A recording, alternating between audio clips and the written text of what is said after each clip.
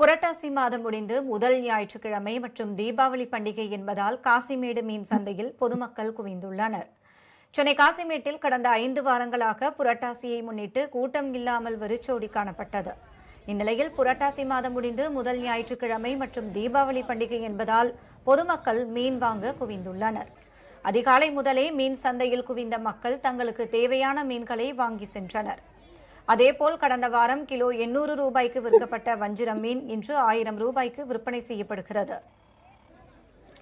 புரட்டாசி மாதத்தில் காசிமேடு கடல் ரொம்ப விரிச்சோடு போயிருந்தது.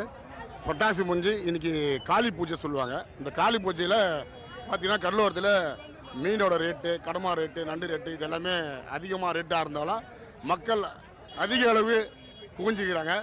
புரட்டாசி முடிஞ்ச பிறகு தான் இப்போ மீன் நல்லா விலைக்கு போயிட்டு இருக்கு. சங்கராலாம் விலை, எல்லா மீனும் இப்போ விலையா இருக்கு. யாரா 700 800 400 கல்ரா கூட வந்து 400 போடுறோம், 350 போடுறோம்.